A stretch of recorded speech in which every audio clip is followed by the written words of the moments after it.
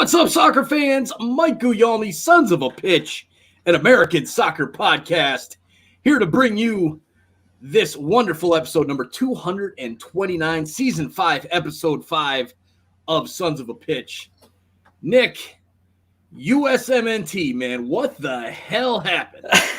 Wow, Mike, no sugarcoating that, no setup, no dancing around, just what the hell, USMNT. And really, I think that's the appropriate way to start it. Because, yeah, what the hell, man? Like, that was one of the worst performances that we've seen in a recent history of poor performances.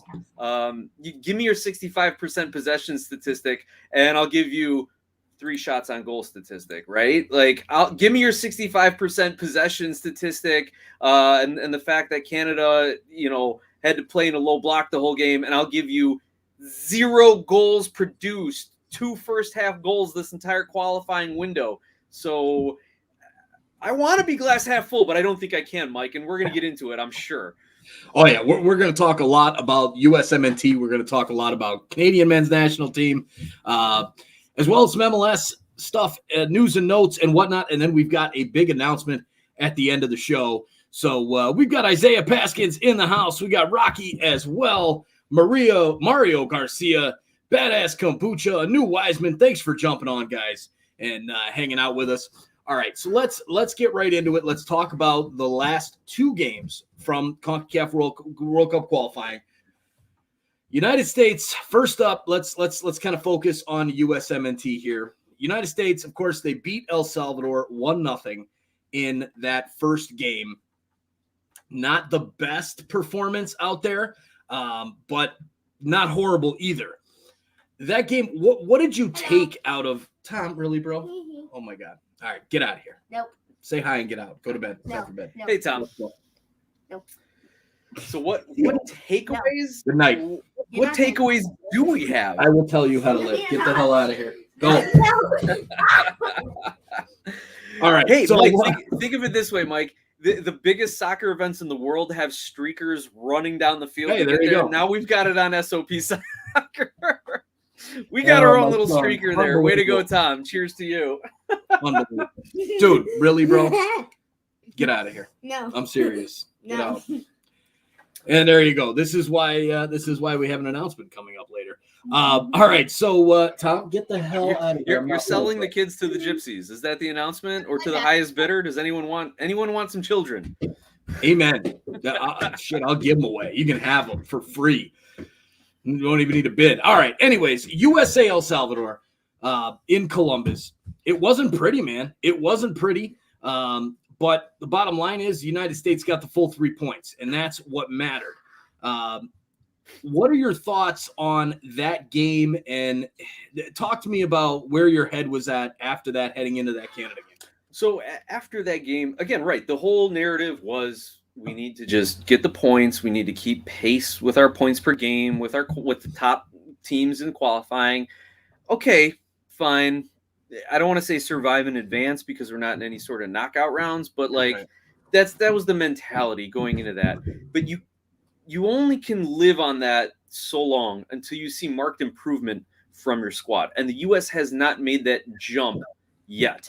And when they came up against a very good Canada squad who was just 100% tactically prepared for the United States and emotionally prepared and physically prepared, then that whole like just bend don't break, it broke, and that's what happened, Mike. So everyone was kind of waiting for that fall off, and it happened against Canada. So that was kind of like the worst case scenario, and I've seen other people say it on Twitter, not just the crazy keyboard warriors, but like actual analysts have said like this is the low point, this is the breaking point.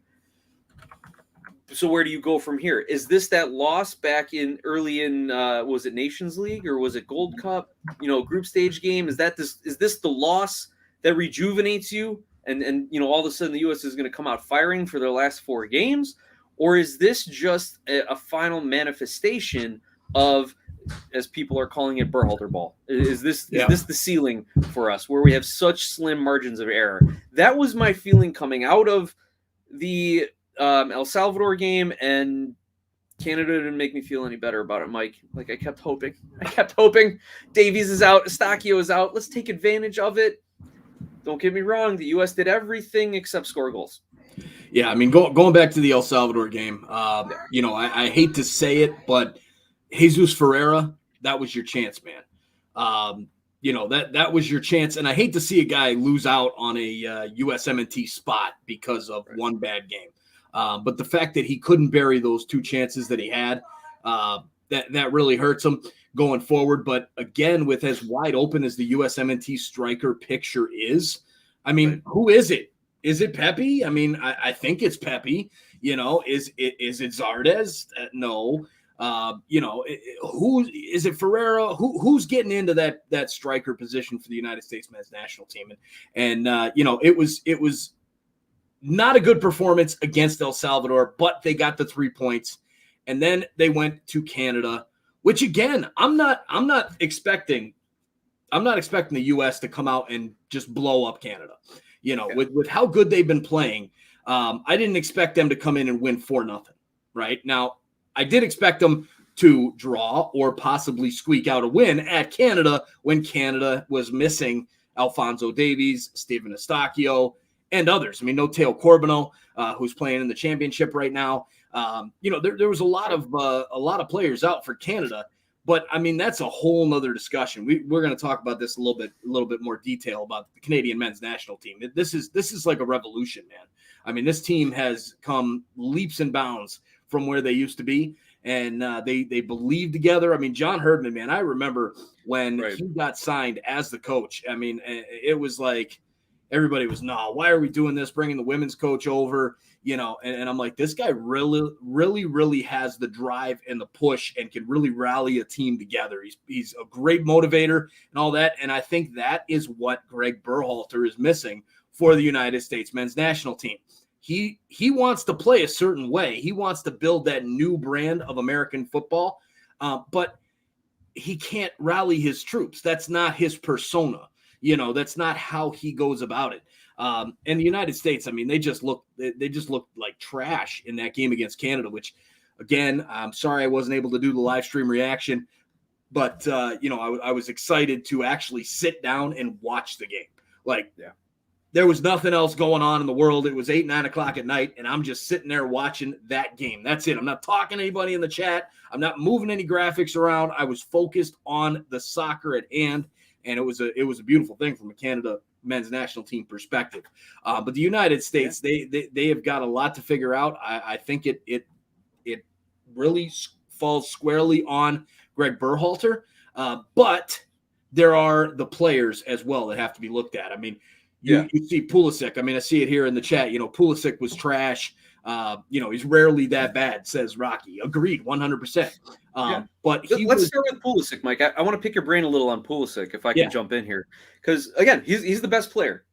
Against Canada, he was the best player, talent-wise, on the pitch for both sides. No doubt about it. I don't think maybe McKennie's breaking into that argument. Maybe a couple of the Canadian strikers are breaking into that argument. David's got him beat on talent.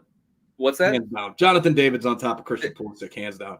Okay, fine. Well, we can say 1 and 2. All right, fine. But still, right up there. But Pulisic does not know how to adjust his game at this point.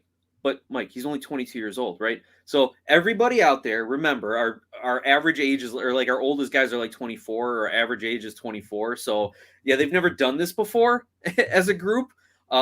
So let's keep that in mind as kind of a backdrop to everything we're talking about. Not that experience is an excuse or inexperience is an excuse.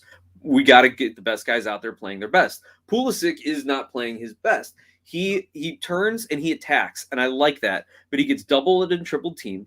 He's getting hacked. He's getting body checked. Yep. He's getting kicked off the ball. He's getting everything thrown at him, and he has not learned how to adjust his game. I've been hearing a lot of people saying that Pulisic needs to be used more as a dummy, as a decoy, as let him run into the center of the field, drawing the defense, and then allowing, say, an Anthony Robinson or a Musa to fill in that vacated space and have some free range on the wing. And, you put in a Paul Arriola or a Tim Weah on that same side, as the outside midfielder, those guys can run up and down the flanks, all day.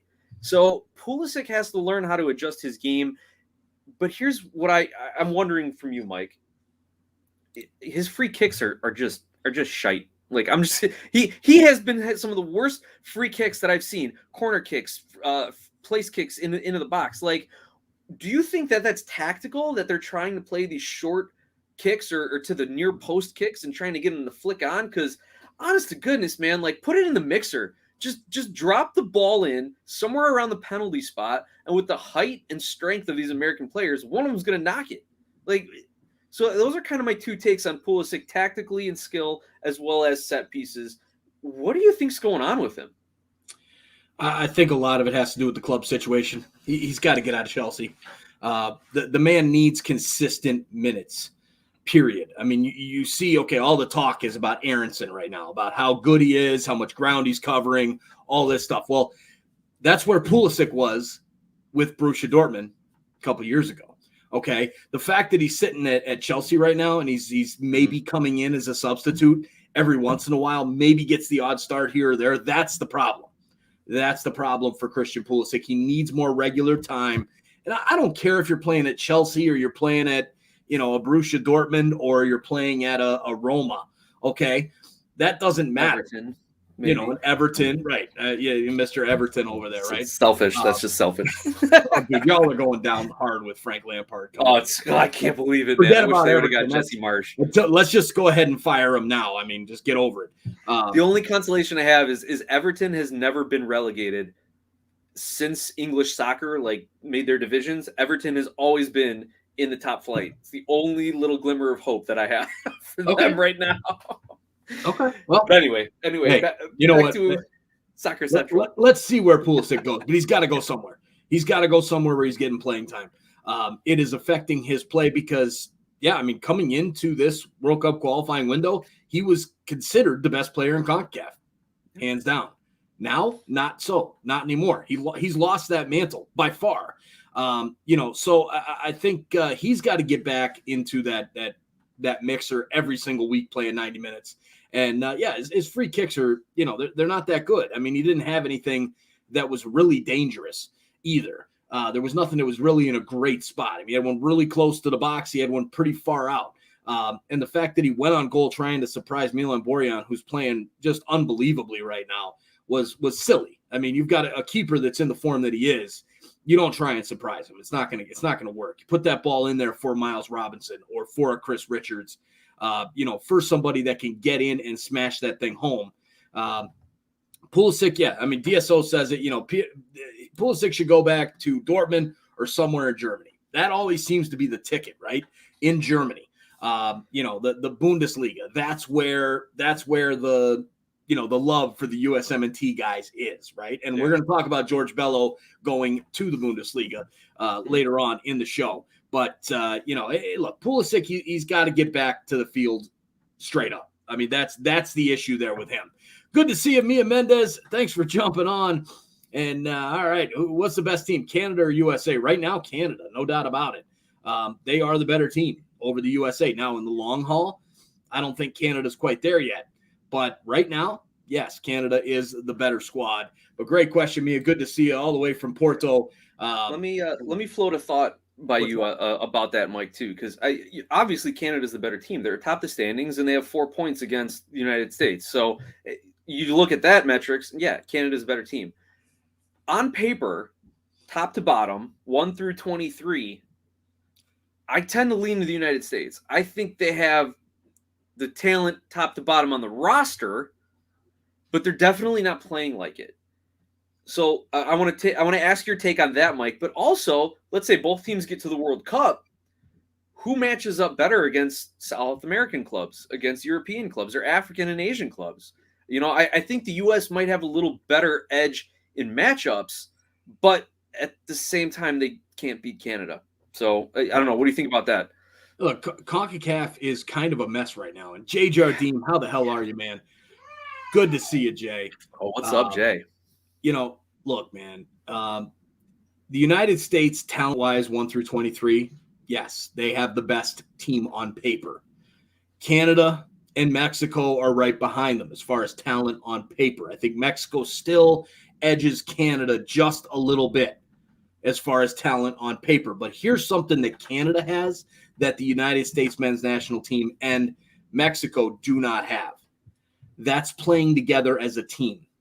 It doesn't matter who's in the game, who's not in the game. It's next man up mentality. They're motivated. They're driven. They're excited to go out. They have a plan of attack.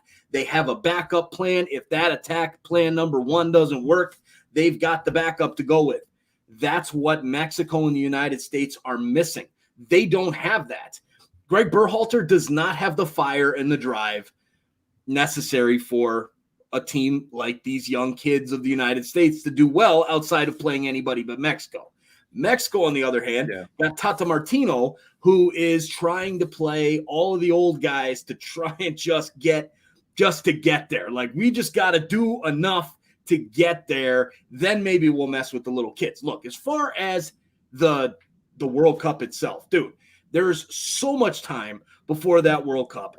There is, and that's a whole different world. It depends. What do you get drawn into? Are you playing, Egypt and, maybe Italy and, Colombia? Or are you playing against the Netherlands and, Ghana and, I don't know, another, Spain? I was going to say, which one of those is the hard group and which one of those is the easy group? Like, where are you going? Where the group is and how you get drawn. Right. Now, and two, do I expect anything out of this World Cup for Canada? Absolutely not. Now, I will say, yes, they're there. They're in. They're going to Qatar. Book your damn flights if you want to go for Canada. Yeah. United States and Mexico, they're like right there. I mean, barring a huge collapse, they're both in, right? But look, in the World Cup itself, dude, it's a whole different story. You're not playing against El Salvador and Honduras on a shitty pitch in San Pedro Sula. All right. You're playing on a very nice pitch against the best players in the world. So it's a totally different story. I can't even get into who I think would do well in the World Cup. Look, I mean, if you want to measure it as like a benchmark, US and Canada, maybe getting to the quarterfinals, that's a great World Cup.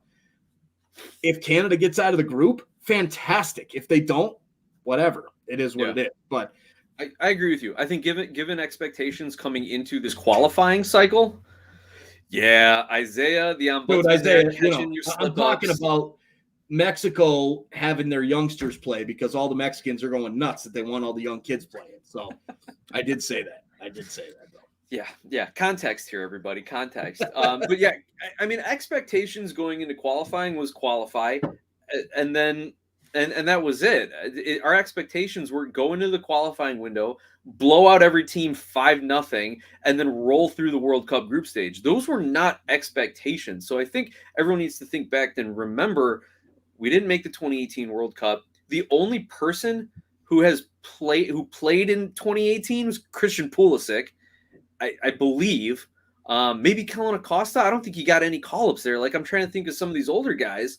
Older guys, 27, 28, 29, maybe. Right. Like, I maybe legit played in some qualifiers previously. I don't know. But, like, none of these guys have any World Cup qualifying experience, first of all. And second of all, same for Canada. Like, there's no qualifying experience. They haven't gotten to the hex or now the octagonal and how many cycles, and the expectations were just get to the group stage. So for American fans and Canadian fans to be like, we're going to the quarterfinals of the World Cup finals, that completely unreasonable expectations as of the beginning of qualifying. Now, if you're Canada, you might be thinking, hey, maybe we got a chance. We get some favorable matchups. We play out of our minds in that first knockout game. Maybe we get to the quarterfinals. But again, Canada is prepping for 2026. The United States is prepping for 2026. Obviously, you qualify, but I don't have any other expectations out of that. And that's kind of how I was looking at it, big picture. And unfortunately, that's how Greg Berhalter is looking at it, big picture, right? Like, he's like, all I got to do is qualify. And we've met our goals. And I think back as a Chicago Bears fan to the 2006 Super Bowl, Lovie Smith, the coach, came out and said, our expectation was to get to the Super Bowl. Maybe we should have expected to win it. Like, just the vocabulary and the mentality of it. right? Like, if the United States is saying we just need to qualify, well, then you're going to do the bare minimum to qualify. And that bare minimum is beating El Salvador 1-0, losing to Canada. They were down to Honduras before surging back and knocking 4 goals in. Like, that's what these minimum expectations are. But should we have higher expectations for these squads, Mike? Should we be expecting the U.S. to beat every team in CONCACAF, maybe with 1 or 2 exceptions, by 3 goals? Like, should we be expecting Canada to roll over Guatemala, El Salvador, and Panama like we've seen the U.S. and Mexico do in the past? What do you think? When it comes to the United States, yes, absolutely.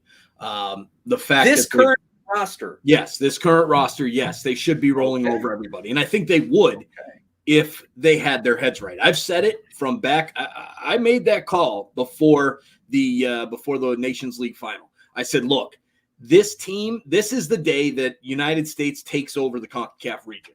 They will beat Mexico in the Nations League final, and from this point forward, they own CONCACAF. They have that kind of talent, that much. You look at this Canada team. Yeah, they've got Davies. Yeah, they've got Jonathan David. Yeah, they've got Eustáquio, who's not really a young buck anymore. But, you know, they don't have a lot of these 17 through 21-year-old guys that are tearing it up in Europe. They got a few of them, but they play very well together as a team. So, yes, for the United States, I expect them to roll through CONCACAF, no doubt about it. Against Canada, maybe, you know, obviously they're having a hard time with it, but the only team the U.S. gets up for is Mexico. That's it. When they play El Salvador, when they play Honduras, when they play Canada, they don't play their game. They're like, oh, we got this. Dude, excuse me, I play at Chelsea. We're going to win this game, no problem. Well, I don't think Pulisic has that attitude after Kuva, but I understand the point you're making. You know what I'm saying. It's reflected in their performance. Excuse me, do you know who I am? I play for this team. No, that doesn't work when you're playing in CONCACAF. Just doesn't work. So I don't know. I think you know, for the US, they should be able to run through this gauntlet no problem. For Canada, it's a surprise. It's such excitement because remember, this team wouldn't even be there. This team would not even be in the question if COVID had not happened. Remember, CONCACAF switched to the FIFA rankings for the Hex. Canada wouldn't have qualified. Remember when we did our first live ever with Sons of a Pitch Soccer, when Canada beat the United States 2-0 and we got like copyrighted because we were showing the game itself. Those were the days. Look, that you know, that was Canada needed that. Then they had to beat the US again. Then they had to beat somebody else and have to have like El Salvador lose 4 straight games or something just to get into the Hex. Thank God for COVID to say, from a Canada perspective, to say, hey, you know, we're going to redraw this all and actually do the World Cup qualifiers the way they should be, where you actually play all of the teams and the best teams get through based off of matches, not computer formulas in the FIFA rankings. So, you know, remember, this was, I mean, I remember the best live we ever did on this channel was Suriname against Canada here in Chicago. And that was, you know, a game where if Canada loses that game to Suriname, they're not into the Ocho, the Octo, whatever. Then they had to go to Haiti, win that 2-leg game there. So I think, you know, for Canada, their whole focus was 2026. But they said, hey, we've got a shot here to get to 2022. We want to get there. We want to make that our goal. And they were able to. And now they're proving it left and right by saying, hey, we're going to go to the U.S., we're going to get the draw. We're going to go to the Azteca and get the draw. We're going to play Mexico and the United States at home and take the full 3 points against both of them. That's pretty impressive. This team is flying right now, and the United States, maybe they should look no further than across the sideline and say, Greg Berhalter should call John Herdman and be like, dude, what are you doing to get these guys to play like this? Because I need to know. Yeah, I've heard people say their relationship is really good, and then I've heard critics say they're too friendly with each other, and Berhalter needs to stop playing nice and start looking how he can beat them or emulate their positive qualities. But yeah, I'm with you. It starts from the management level because it's a mentality thing. There's no doubt both of these teams are extremely talented. Herdman's got Canada playing with the right mentality and the right outlook. the whole thing is draw on the road and win at home. Well, the U.S. is like, that's the minimum. By win 1-0, not 2-0, 3-0. And I love Isaiah Paskin's comment that he just threw up there. How about not letting people back pass, or how about letting people not back pass? That's perfect. That's perfect. Because now we're breaking down into the tactics where. But I want to pick your brain on this. I've been having this thought, Mike, and actually for everyone out there, I hope you'll subscribe to my YouTube channel, Wife, Children, House on YouTube, because I'm putting together a video where I levy like criminal charges against Greg Berhalter, and I'm going to have an attorney bit here and like try to defend him. And one of the things is Canada has been bunkering and countering, right? They played a low block against the United States, or they play a mid block with 5 midfielders, and then they look to counterattack. Typically, you see that on teams who are less talented and are conceding we are not as talented as our opponent. Mike, is that the case with Canada, or is it just good tactics to say, come at us, United States? You can't break down a defense. You haven't scored a lot of goals this whole qualifying, so we'll just sit back and wait to counter with Jonathan David and Kyle Aaron. Yeah, I mean, it's brilliant. It's brilliant when you look at it, especially when you know where the weakness is for the United States men's national team. What's goal scoring?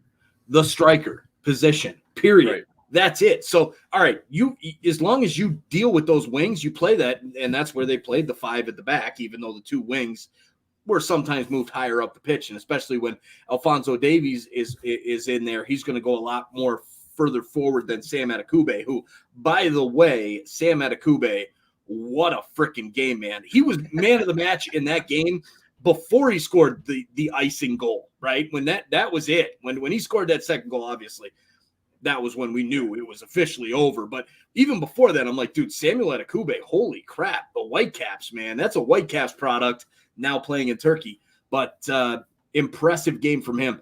Dude, what do you – I mean, why wouldn't you? You see a team that is just loaded at the back. They're loaded in the midfield. Great midfield. They've got unbelievable wingers. But they don't have that final piece, that striker. Right. Why not load up against those wing players and go for the counter? I mean, that's a beautiful, beautiful game plan from Herdman, and it worked. It worked very well, especially when you've got a keeper like Borjan, who is just in form can get. And some of these center backs. I mean, dude, Kamal Miller, come on, dude, he hasn't played this great in a long time. Same thing. Oh my gosh! First of all, I thought Kamal Miller should have had at least 5 yellow cards in that game. Cesar Ramos definitely let them play. The only saving grace was that it was for both sides. It was not. There was no like, oh, Canada, you can go ahead and tackle the hell out of the United States, but U.S., if you touch Canada, forget it. It was very, very even. There were multiple times when I'm like, dude, Canada should have gotten a yellow there. The same thing with the United States. So. Yeah, there were a couple tackles on Pulisic where they were coming in and just going for his shins, not even trying to play the ball. Persistent infringement against Pulisic can be called almost every CONCACAF game ever. Canada definitely came in with a physical mindset. I wanted to say the referee let Canada go a little further earlier, but that was because they were being the ones that were aggressive, right? So they were getting away with it, and then he kind of leveled it off and was calling it both ways because the number of fouls I think was pretty even when all was said and done. But I mean, there were a couple tackles where I'm like, dude, that's a clear yellow. Did they even pull a yellow? I think we saw one yellow card. Yeah, it wasn't a lot of yellows, 1 or 2. But yeah, it was. I don't know. I stopped watching at the 65th minute. I had dinner plans. I'll be honest, man. Sad, and I don't think I missed much. Very sad, Nick. Very sad. I had birthday plans, so I didn't even get to watch it live. So there's that, right? No. Anyway, what was Height's comment? Do you want to get into that, or do you want to move on? So USA need to find a striker and keep someone a striker. They can't keep switching. I completely agree, Heidhager. This is something where it's what's that? I mean, who? Dempsey's retired. Who you want to pull? Dude, I mean, we were still talking about Josie Altidore at the beginning of this cycle. Like, that's how bad their striker pool is. Well, that's dude. They've got to put somebody in there and stick with them. Whether it's a Josh Sargent, whether it's a Ricardo Pepi, whether it's a Jossie Zardes, put him out there and leave him out there. Don't pull him back. Don't put Ferreira in one game, Pepe in another, Zardes in another. This guy 30 minutes, this guy 60 minutes. No, put somebody up there. I don't care who it is. And, Isaiah's like, Sargent, no. Now, look, I wouldn't put Sargent as the striker either. Personally, I would put Ricardo Pepi. But you got to put somebody in there and give them a little bit of confidence to say, this is your fucking job. Make it happen. Yeah, but that you look back for the past year. Josh Sargent had 3 or 4 games starting for the U.S., did not produce. Daryl Dike had a few games starting, did not produce. Ricardo Pepi was the only one who produced and did not get the start against Canada because he was a terrible matchup. Again, now we're starting to parse tactics with overarching philosophy, and Greg Berhalter maybe overthinking things and getting too cute. I like wanting consistency, but you can't have a consistently bad striker. So which is why he tried putting in Zardes, because Zardes is a little bigger than Pepi, I think, or at least is more used to the physical play. Pepi, they've been saying he's been getting out-muscled over at Augsburg. Like, he's working his tail off. He's in the right spots, but he's just getting out-muscled by it. He just hasn't developed yet. The kid's still a teenager, right? So who else? You want to put Jordan Morris at center forward? He'll get lost. He'll trip over his own 2 feet. He needs to play on the wing. Like, let's see who else. Here's where I will give some argument here. Jordan Pifak and Nicholas Jocanini. Like, those guys haven't really broken into it, but there hasn't been enough games. Like, we've been working through the entire player pool to this point, and nobody's stepped up. So we need a forward, and that's not on Berhalter. That's not on anybody. We don't have a forward. It's just not there. It's like the Chicago Bears again. We don't have a quarterback. Look, we finally got one, I hope. Pepi has stepped up. All right, he stepped up in that last window. He did well. Is he lighting it on fire? No. Is he doing better than the other guys? Absolutely. Same thing. I mean, when you look at this a new Wiseman's comment, starting Zardes over Pepi pissed me off. I thought about this, and my initial reaction was this game's going to be scrappy, and that's the only reason why I could think that Berhalter was like, you know what, Zardes needs to get in there, because Zardes plays scrappy. He scores scrappy, crappy goals. That's what he does. So you're thinking, okay, it's 18 Fahrenheit outside. It's on a rock field. There's the ball's bouncing all over the place. Throw Zardes in and say, here's your chance, young man. Get at it. So I don't know. I'm thinking, I thought maybe, okay, there was a reason for it, but again, it was like, dude, this is, you gotta, what are you thinking, Greg? What are you thinking? Put in Pepi. Let him ride, man. He just went to Augsburg. I get he's going through a transition and everything. Yeah. Let him ride, man. Let him go. Say, this is your team. How old is he? 18, 19 years old? He's the one that stepped up the most out of the group. Let him have it. Right. That's where I stand. All right. That's all fair points around, Mike. We could debate the striker pool for another 2 hours, I'm sure. So, all right. So let's take a short break here for the podcast sponsor break on the podcast here. And then we'll jump back in to talk a little bit about the Canadian men's national team and some MLS notes as well. Be right back, guys.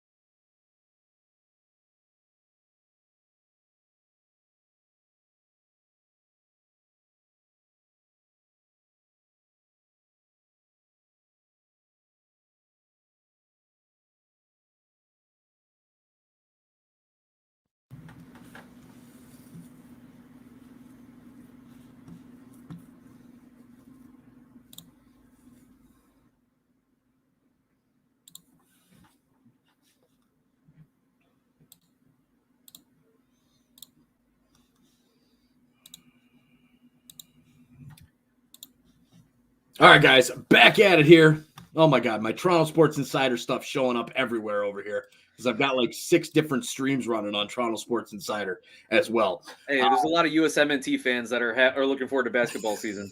They're like, "What the hell's going on here?"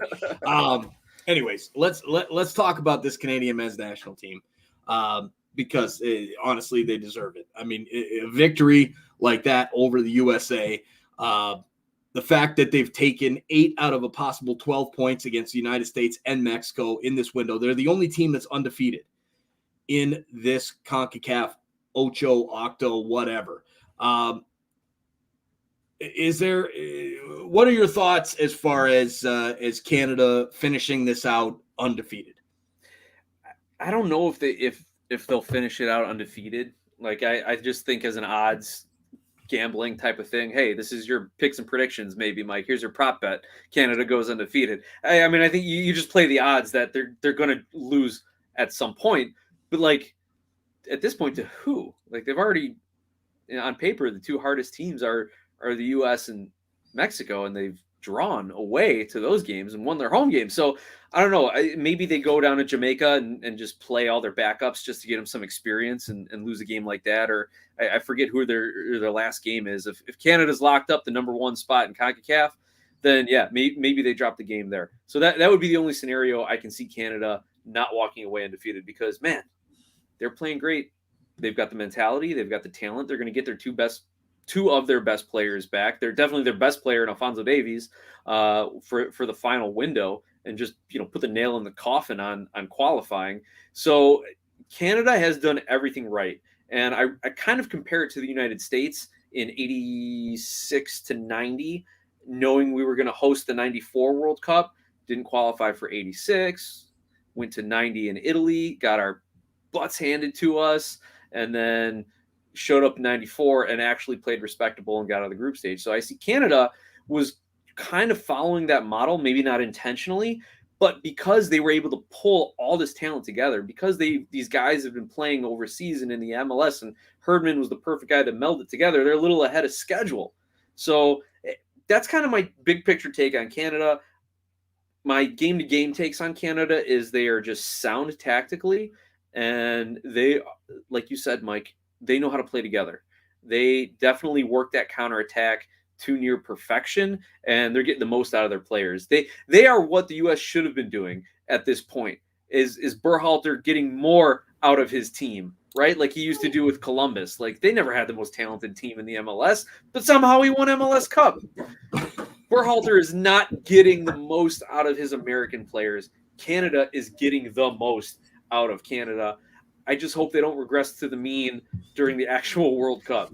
And that's my big and small take on Canada, I guess. But yeah, I mean, for Canada, look, they're they're rolling right now. I expect them to finish this undefeated. I can't see a team that's going to, that's at least that's going to beat them. I can see maybe the draw happening in a game against El Salvador or a game in Panama kind of deal, but. Yeah, it's Canada's just rolling right now. It is they look great, and then the question is, how do they do in Qatar? Where does what do you do in the build up there? Right. But overall, with the standings, I mean, Canada sitting at 22 points, USA and Mexico sitting at 18 points. They've got Panama at 17, right below them. And then there's Costa Rica, the only other team that really has even a fighting chance of getting that 4th spot, maybe even into 3rd, coming up and passing a USA or a Mexico, God forbid. So overall, I think, we're going to see the U.S., Mexico, and Canada. And then we've got one more team that can get in to the picture, whether that's Panama or Costa Rica. I think that, kind of comes down to these last few games. But United States is owning it. What's up? I don't know, in my wallet. Hey, real quick, brother, while you're distracted there, we're getting some updates in the comment section here where I'm being corrected that Greg Berhalter never did win MLS Cup with Columbus. He won it as a player with the Galaxy, and I'm trying to figure out who won who was the coach for that Columbus Crew team that won the Cup. So anyway, I'm going to look into that. You get right back to your I think it was Ziggy Schmidt. I think it was Ziggy Schmidt. Yeah. Siggy Schmidt. So, well, we got Tito Luis in the ended up house. winning. I think then what was it here? Yeah, he never won anything with Columbus, but he had them playing better than anyone thought they should be playing. I'll leave that point there. I'm pretty confident in that point. Yeah, no, he had Columbus playing well. Let's put it that way. But yeah, he's never. It's not like the guy was just a dominant MLS coach. I mean, he's a good coach. He has some good ideas, but I don't know if he's got the guys that can do it. So that's where I'm at with that. Looking ahead to the game, for any predictions, Nick, as far as U.S. going up against Honduras in St. Paul? There is talk that the game will get moved from Allianz Field to U.S. Bank Stadium where the Vikings play, because that's a dome. And supposedly it's going to be like -8 or -10. You're going to get frostbite within 20 minutes or something like that, playing that game outside. So there's talk that they may move it inside to U.S. Bank Stadium there. My thoughts on that game, I think the United States comes out and just beats the living pulp out of Honduras. I think Honduras doesn't care. They're out of it. They know they're officially mathematically eliminated at this point. They're just going there and like, all right, let's just get this done, especially if it's outside in the cold. They're just going to be like, screw it. Y'all just do your thing. We're just here to run around and stay warm. That's never the case with CONCACAF, though, Mike. Honduras is going to come out and try to do something. Even if it's not win, they're going to try to make a statement and either hack a bunch of guys or do something stupid or maybe try to steal a cheap goal. These guys have too much pride to just kind of mail it in, I think, and from what I've seen with CONCACAF. But at the same time, the U.S. needs a bounce-back game. Honduras is practically eliminated, I think, and But here's I want to say like USA 3-1 or 2-0 or something like that, but we can't score goals. Is this gonna be another 1-1 or 1-0 USA game? Like, I don't know. Are we gonna have to rely on a defender? Like, is Miles Robinson or Walker Zimmerman gonna put a header in off of a terrible corner, and like that's how we're gonna win in the 84th minute? Like, I don't want to talk about that. Like, I don't want to make predictions because that makes me think about what terrible things can happen. 2-1 US. I don't know if I had to pick. Yeah, I'm going big time, man. I'm going big time. The U.S. is going to come out. I mean, their backs are against the wall, man. If they have any fight left in them, they're going to come out and just blow it up. I mean, that's at least where I stand. I mean, if they don't, then God, please. I really hope that. I mean, honestly, I hope they even qualify. If they can't come out and beat the worst team in the region by far in Honduras, then maybe we start talking about 2018 collapse all over again. And I don't even want to talk about that right now because that's scary stuff. But look, they should win this game at least 3-0, if not better. Just completely blow them out. That's where I'm at. All right, I certainly hope you're right. I really hope you're right. I hope I'm right as well. And as a reminder, guys, we will be live for that one. So I've got the live stream reactions coming up for the United States against Honduras, as well as I'll probably do the same thing I did last time. As soon as this game ends, this one starts at 6:30 Central. The Canada and El Salvador game is at 8:00 Central. So we'll probably just run the stream straight through, and instead of shutting it down, we'll just let it ride through. Change the thumbnail, change the title, and go on about it. But those are the games we'll be live for on Wednesday night, the 2nd. It's going to be a lot of good action going there. I'm hoping the U.S. can get it done, and Canada against El Salvador. I think they're going to come out and just blow the doors off El Salvador as well. They know that if they get 3 points in that game, it's officially over. Not officially, but basically officially over. So I think if this was the first game, they really proved something against Honduras to go out there and say, we've got this. We're not the old Canada of the past where we go down to Central America and bad things happen. They went down to Honduras. They did what they needed to do. I think they'll do it again in El Salvador for sure. All right, so now let's move this over to a little bit of the MLS news and notes. Not a ton of news and notes here, but I want to just go through a couple little pieces here, and then a big show announcement, changing things up a little bit here at Sons of a Pitch Soccer Central. All right, so MLS news and notes. First up, Douglas Costa to the LA Galaxy is apparently done. Dude, what the hell are they thinking?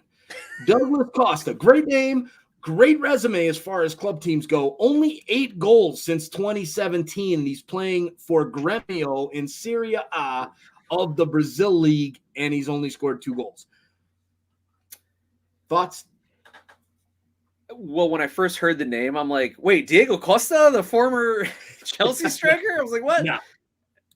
Because that would seem like something that LAFC would do right now.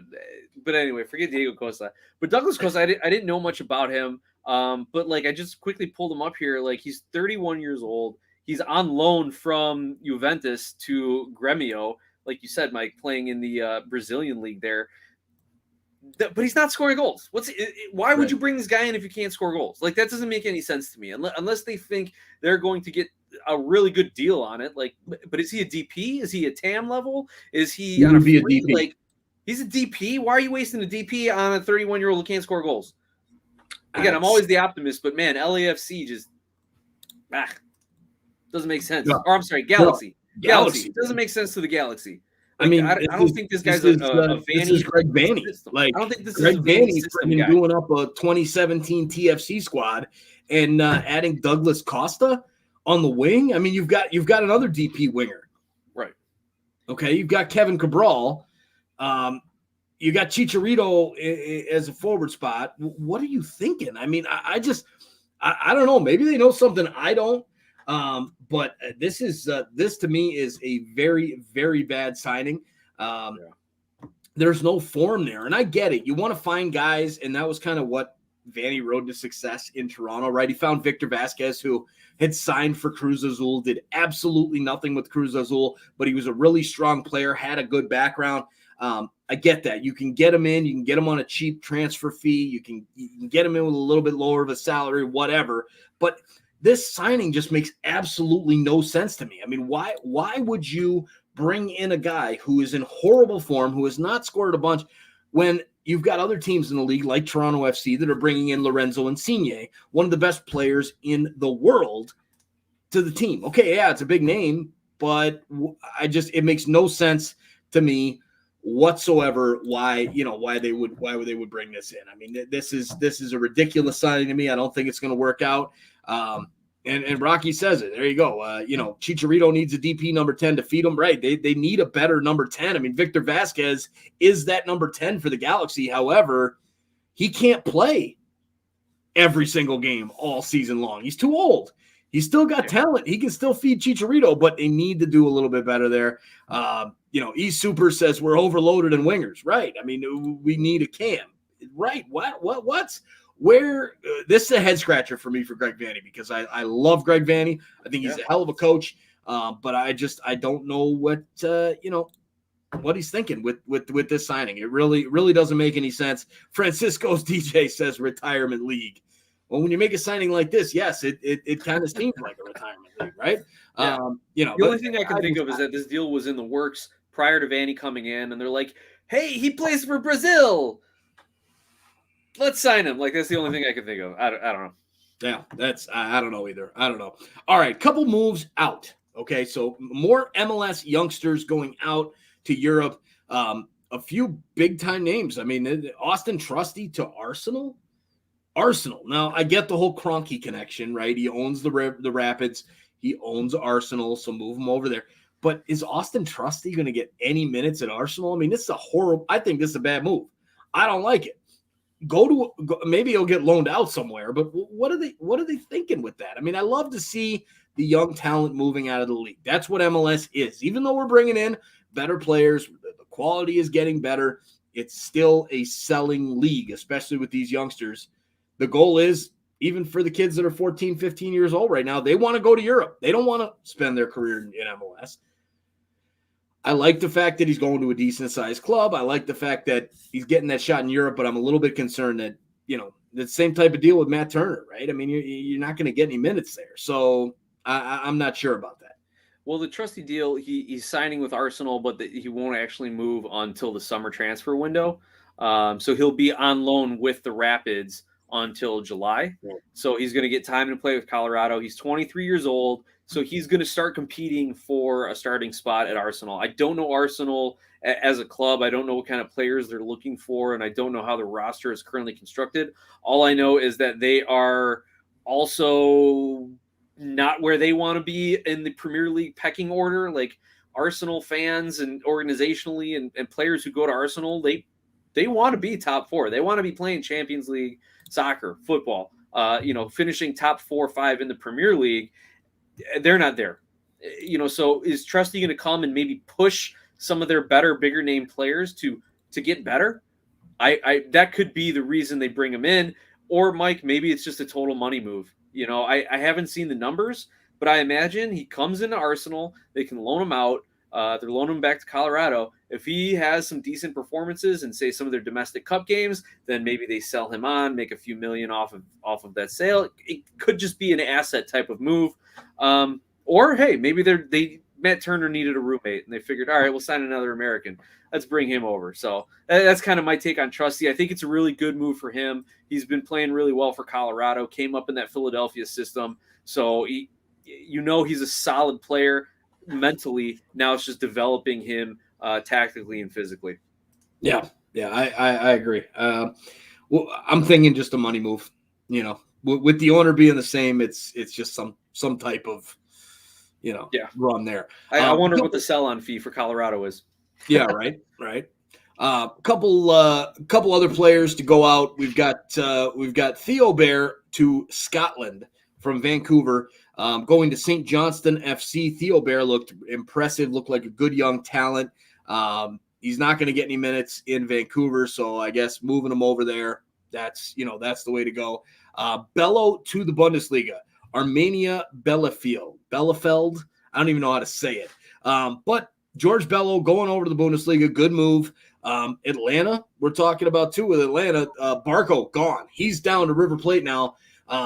What a bad piece of business there for Atlanta with Ezekiel Barco. I mean, that's like, it was funny because we kind of went into this trend of, we're bringing in these young guys. Instead of going straight to Europe, they're going to come to MLS first and build themselves up even more like Miguel Almiron. And this was the complete exact opposite. Came to MLS, went downhill. Now all of a sudden we're talking about that buy clause in the loan deal is like $7 million. They paid 15 for him. It's a bad piece of business by Atlanta, but you're not going to hit on all of your moves, right? Your transfers. At the time, looked like a great move. It just didn't pan out. But Bello to the Bundesliga. Bello's got some talent, man. I mean, I think he can push for. I think he can push for one of those starting spots with the USMNT with Anthony Robinson, Dest. I mean, do you think he can play the wings enough better than that? I mean, one day. I don't know. Maybe it's just because I haven't studied enough George Bello or read up enough. He doesn't pass my eye test yet. Again, have I been watching him enough? Probably not. I just hope he's not because he got built up so much coming up through the U.S. youth national teams that, okay, great. He's just going to filter right on up and it's going to work out for it. I hope that's not the case with Bello. I really hope that he can develop a lot more going over to the Bundesliga, and that team's going to need him. Armenia is going to need them. They're sitting in 14th right now out of the 18-team Bundesliga. They have a -6 goal differential. So there's 3 teams ahead of them that still have double-digit negative goal differentials and are ahead of them in the standings. So they definitely need some help, and an attacking wingback like Bello could give it to them. So we'll see. We'll see. Maybe hopefully it's not just all the rage of buying American defenders right now by the Bundesliga teams.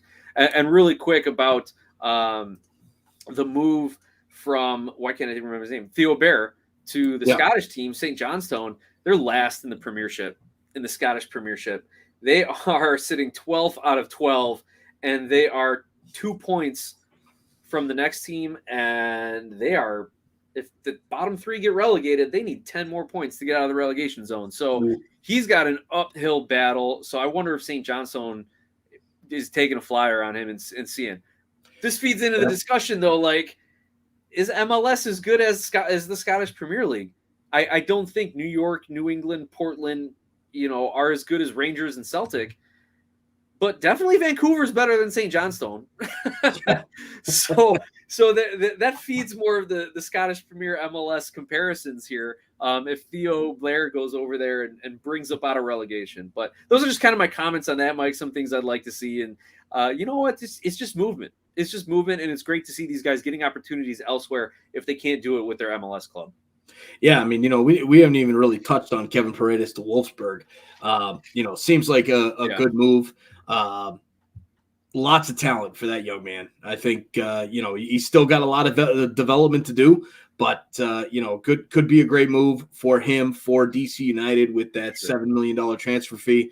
But that's the bottom line is MLS is still a growing league. You're getting that young talent and moving them over to England, to Scotland, to Italy, to Argentina. You're moving them all over the world. And that's, that is part of the progression of MLS as a league. This league is not going to turn into the best league in the world overnight. It's not like we're going to wake up in 2023 and go, wow, MLS, much better than the Premier League. Way better. Not going to happen, right? So it takes time. It's a process. This league is still young. I like the direction of building up these young kids and setting them overseas, and they can play for their national teams. National teams get better. They start doing more damage in the World Cup, and things start to look up, and get rid of the salary cap, and then all of a sudden we're there. But hey, there you go. That's for a whole another segment as far as the salary cap goes. Last thing on the docket tonight, guys, we've got a big announcement here on Sons of a Pitch Soccer Central. So going forward, we're going to start changing things up with the regular podcast episode. So this is the last regular podcast episode of Sons of a Pitch, an American soccer podcast. No longer going to be doing the recordings on Monday night. Going to be doing a recording on Mondays after all the games, doing a recap of the games. I got to focus on these live stream reactions. That's what's bringing the revenue in, guys, not these podcast episodes. So, I'm going to be utilizing that time for live stream reactions. My goal is to do 2 a week of lives. The rest of the time I can work on things, upload videos during the day when I'm not having to record and, my family's upstairs going to bed and all that kind of stuff. So once the MLS season starts, I'm going to be recording and uploading a weekly recap of all the games that I'll just end up uploading on Monday night and releasing on Monday night. So that's kind of the plan. I'll still release the audio of those recordings to your favorite podcatchers. So if you're listening on the podcast side, don't stop. We'll still be bringing those to you come February 28th, 28th or, March 1st, depending on that, whatever day that Monday is. But also, look, it's, even though things are changing here with the podcast episodes and all that kind of stuff, there's going to be more content coming to YouTube, right? So we're going to have more game recaps. Going to still be doing picks and predictions. Going to be doing these live stream reactions as well. The FIFA videos, we'll be adding a lot of other content as well. Look out for a CCL preview coming up probably in the next week or so would be my guess before CCL starts. And then, of course, we'll do our MLS season preview. So lots of content coming here, but the announcement is no longer doing our regular podcast episodes. It's just getting to be too hard to take a night from the family for a podcast episode where we're getting 100 views or something like that. I'm pulling 100 views on a stream on TSI in 30 minutes. There's no sense in losing a night of my life with the kids and whatnot for that. So look, you guys, you can still ask your questions, send me in information. I'll talk, I'll interact and whatnot in those episodes, but that's where we are going forward here with this. So Nick, and again, man, guys, check out Nick's channel. Nick has got lots of good content over there. This is how it started, man, right here. Me and him, this is it. And you know what? It's continuing on through 2 different channels now. And go make sure to subscribe. The link is in the description for Nick's channel. Lots of good USMNT content, even though they suck. No, I'm just kidding. Hey, the content is great. The subject matter might not be, but the content is good. Right? There you go. There you go. So with that, guys, we're signing off, and we'll be back again on Wednesday night with the United States against Honduras. And then right after that game ends, we'll jump into the El Salvador against Canada game. Lots of good stuff here. And there you go, man. It's been a hell of a ride, Nick. Thank you for doing this with me, man, and doing these podcasts and whatnot. And if it hasn't happened through 5 seasons, it ain't going to happen now. So we're going to move on to better and brighter days here with SOP. Hey, man, best of luck to the show, to the entire brand, to you. Like, to think it all started over the cubicle wall. Do we have story time? Can we do story time real quick? How this started for all the new listeners? Absolutely.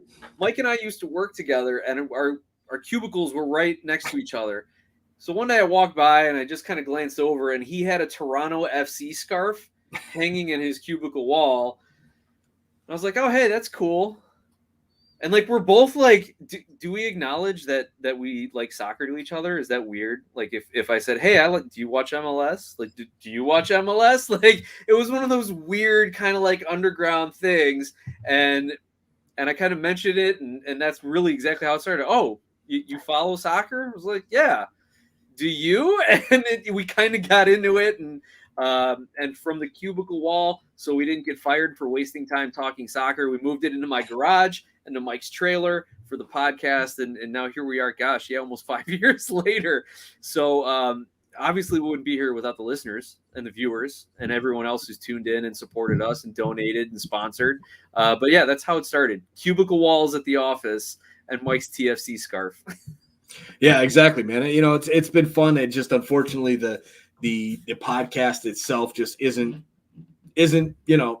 pulling in the revenue that I can pull in on a live. So that's kind of the thought process here. We got 2 nights a week to spend down here instead of with the family, and still look at this already getting yelled at from the family. This is still happening. Yes, it's still happening, but it's over now. Allison, I'll be upstairs any minute. Oh, look at this! They brought me. Thank you. They brought me a Culver's something. Oh, there you go. Concrete mixer. There you go. I knew it was a weird name. Anyways, guys, lots of fun. And Nick, thanks, man. Appreciate it, dude. This has been a lot of fun. And of course, we'll still stay in touch. We'll still work with we'll still be talking soccer and all that stuff. And maybe we'll have you guest on some of these upcoming videos, but we'll see. You're still going to be getting text messages from me at every random hour of the night when there's World Cup games on and everything else. Yeah, for sure. There you go. Sounds good, man. Well, guys, we'll see you guys on Wednesday night. Picks and predictions just dropped earlier today, so if you haven't watched that yet, jump on it, and we'll see you Wednesday night. Have a great one, guys. Good night.